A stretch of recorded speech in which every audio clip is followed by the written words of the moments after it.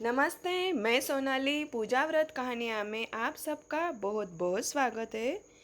गाज माता की पूजा के लिए हमें क्या लेना चाहिए, गाज माता की कथा और पूजन विधि आज मैं आपके साथ शेयर कर रही हूँ।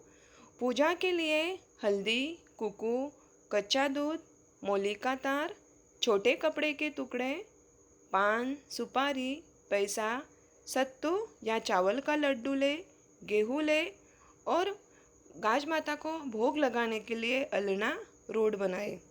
अब गाज माता ये अनंत चौदस के दिन गाज माता की पूजा करनी चाहिए।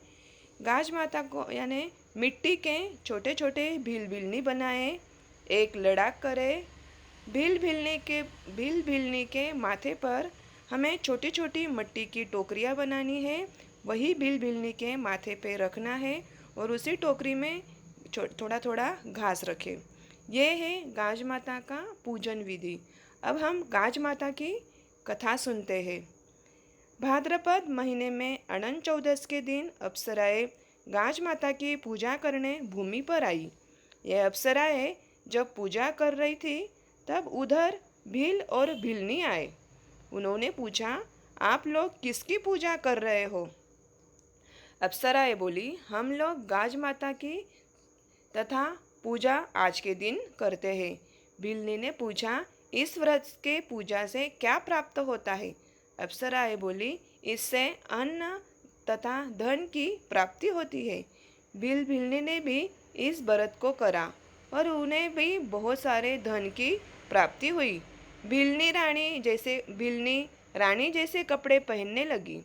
एक धोबन के पास जब रानी के तथा भीलनी के कपड़े साथ धोने के लिए गए तब कपड़ों की अदल बदल हो गई।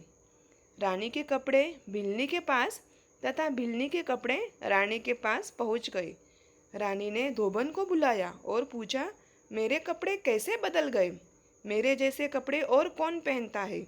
धोबन ने कहा, एक भीलनी है। तब उस रानी ने भीलनी को बुलाया। रानी ने भीलनी से पूछा कि तूने कहाँ पर चोरी की या डाका डाला, जिसके कारण तो इस प्रकार के ठाठ से रहती है? भीलनी ने कहा, ना तो मैंने कोई चोरी की और ना ही डाका डाला, मुझ पर तो गाज माता प्रसन्न हुई है। तब रानी बोली, मुझे भी कोई संतान नहीं है, सो मैं इस व्रत की संतान प्राप्ति के लिए करूँगी। भीलनी बोली, आप व्रत जरूर करें, परंतु व्रत भंग नहीं होना चाहिए। आप लोग व्रत पूरा नहीं कर सकते हो? तब रानी ने कहा, नहीं नहीं, मैं व्रत पूरा करूँगी।